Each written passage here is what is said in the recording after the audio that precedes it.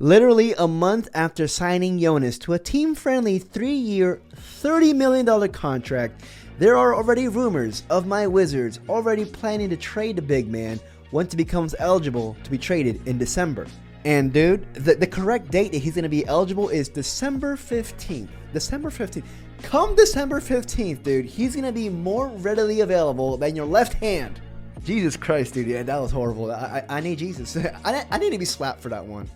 Slap! He will be one of the hottest names on the market. A big man who can score, a good rebounder, a solid defensive paint presence, a win-now type of player, playoff tested. I mean, what is not to like? And you may be thinking, honestly, why are the Wizards, my Wiz kids, DMV Redline, if you know, you know, why are the Wizards already looking to trade him?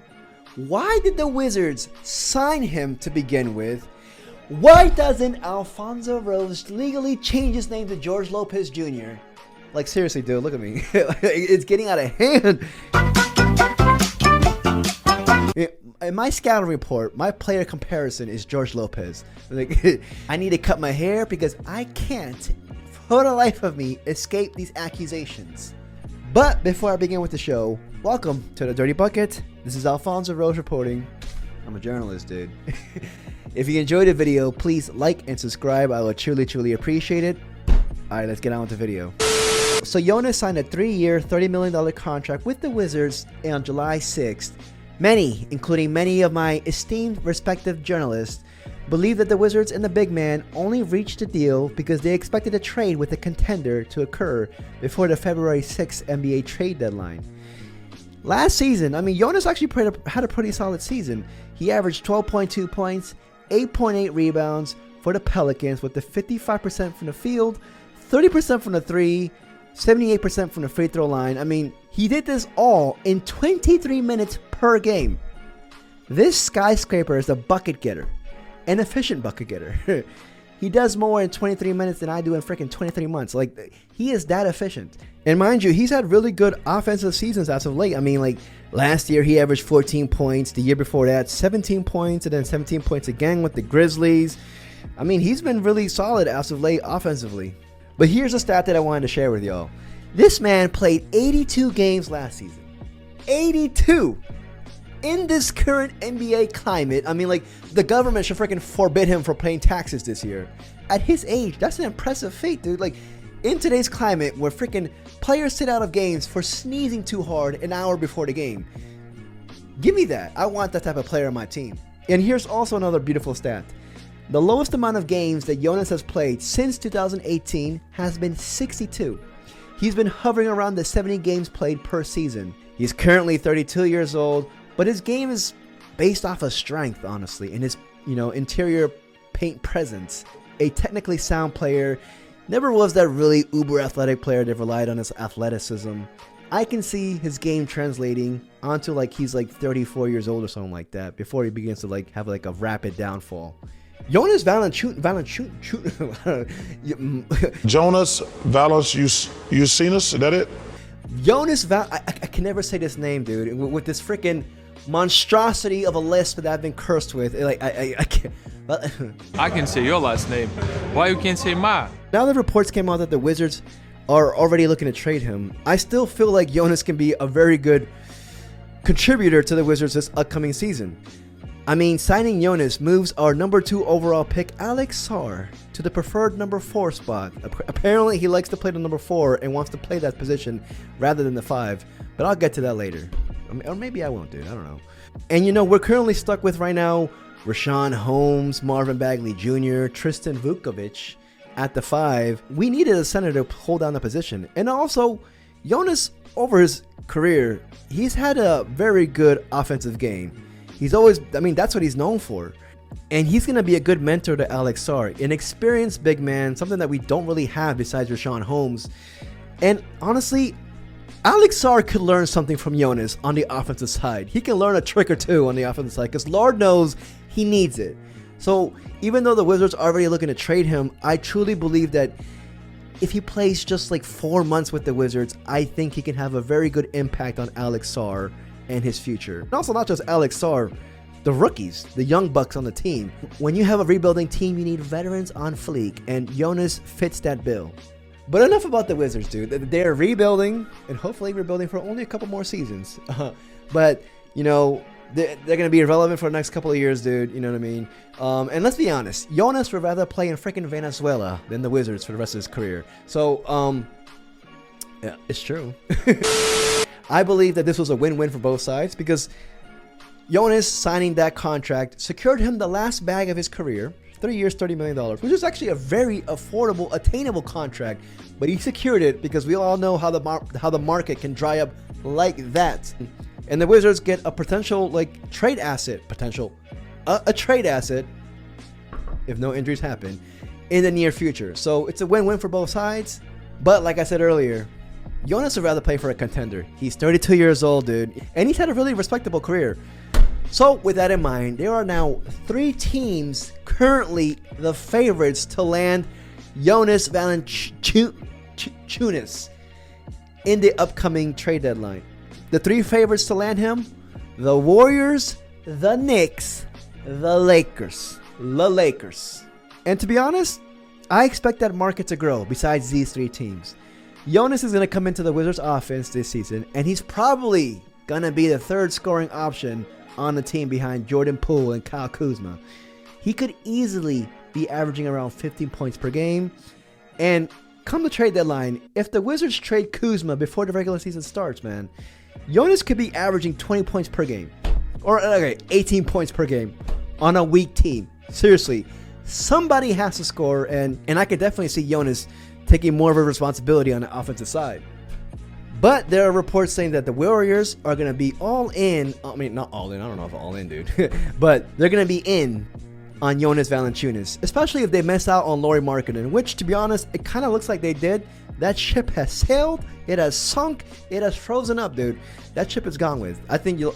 Well, I don't know. But it looks like Lauri's going to re-sign with the Jazz. And I also did see a report of a possible trade offer from the Warriors being that of Kevon Looney, Moses Moody, and a possible draft pick, which is not that bad. I mean, I guess the attractive one would be Moses Moody, but he's entering the final year of his rookie contract. He's going to want to get paid. He might break out this year, you know. And then also, I mean, a draft pick, most likely it's going to be a 2nd-round pick, dude. But I'll get to that later. But the Warriors could definitely use Jonas' services. I mean, they currently have Tracy Jackson Davis and Kevon Looney at center. Granted, Kevon Looney has been there through the thick and thin for the Warriors throughout their championship runs, but they can use an upgrade there. I mean, no disrespect to Kevon Looney, but they can always use an upgrade there, especially if they miss out on Markkanen. I can see them going after Jonas. Then the second one being the New York Knicks. The New York Knicks apparently are really interested in Jonas Valanciunas. Whew, I said his name right there. I talked to Jonas Valanciunas. The Knicks have reported to most likely have interest in Jonas in the future. I mean, they lost Isaiah Hartenstein in free agency. If Mitchell Robinson goes down with another injury, the Knicks will be in panic mode, dude. They are contenders in the East. Their time to win is now. They need a win now, and they can't afford to wait another season. So Jonas fits in their timeline easily. The only thing is, they gave up already a monstrosity of draft picks for Mikal Bridges. I mean, they're probably only going to offer multiple 2nd-round picks for Jonas Valanciunas. They'll see if the Wizards fall for that. But then, lastly, as always, dude, the Lakers are looking to make a trade with the Wizards. Say it ain't so. It feels like every year the Wizards are making a trade with the Lakers, our old reliable BFF. We should put a tariff on our exports to Los Angeles, dude. They want all our assets every single time. And you know what? We've actually had fair trades between us. So we haven't really been lopsided. We've been kind of trade raping each other here and there, you know. But yeah, put a tariff on that, you know. Put a tariff on that bitch, dude. You know what I mean? That's our campaign slogan here, the Dirty Bucket. Put a tariff on that bitch. You know, thank you. Vote Alfonso Rose 2020. But yeah, the Lakers and Jonas makes a lot of sense, to be honest with you. The Lakers are at their best when utilizing Anthony Davis at the 5. But over the course of an 82-game season, having another reliable center option to start next to Davis is a great way to reduce the wear and tear on him because we all know that this man sneezes a bit too hard sometimes. He's injury prone, dude. But he's a great player, and you obviously want to save him for the playoffs. So they currently have Jackson Hayes and Christian Wood at the center position. Listen, Jackson is all fine and dandy, but you know what? LeBron wants to win now. He wants to win now. So, you know, I could definitely see them going after Jonas, especially because he's not going to cost that much, probably just a couple second-round picks, and LeBron's be like, yo, get him already. But I've read a report, and I'm going to read it out loud for y'all. It says, and I quote, "It was a really smart signing because it got him, by him meaning Jonas, paid at a time when there are not just really that many spots available. It's musical chairs, and if you do not get one for the first slots now with the new rules, you're screwed." The executive told his reporter called Devaney, "I'm sorry, I'm really sorry, I don't know your first name, I'm so sorry." He continued, and I quote, "There's not as much flexibility, but this gets you paid, and the team paying you can say, hey, we'll get you to a contender when the time comes." I mean, it was a win-win for both sides. Jonas secured the bag, because the market can dry up like this. So Jonas secured the bag. And to end this video with, as far as the compensation, listen, we're probably going to get multiple second-round picks for Jonas due to his age. And you know what, the Wizards, we collect second-round picks like they're baseball cards, dude. You know what I mean? Like, it is that simple. I mean, like, it's like the judge ordered us to collect second-round picks. Like, hopefully we can hit on a second-round pick for once. Tristan Vukovic. Will Dawkins seems to be like a player when it comes to these drafting skills. So, you know, I guess these second-round picks will actually have value for us, because in the past it didn't, dude. Best case scenario, late first-rounder. But that will only be if, like, Jonas is balling out. We traded Kuzma, and Jonas is averaging like 18 points per game.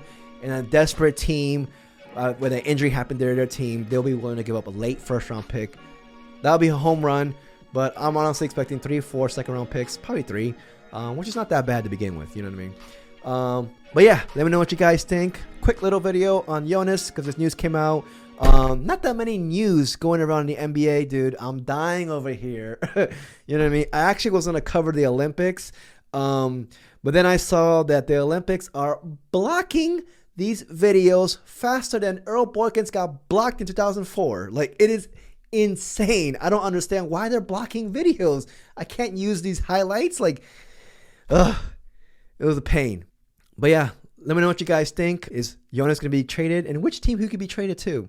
Do I really look like George Lopez Jr., dude? Let me know. But yeah, if you enjoyed the video, please like and subscribe. I would truly, truly appreciate it. Until the next report, until the next video, peace, y'all.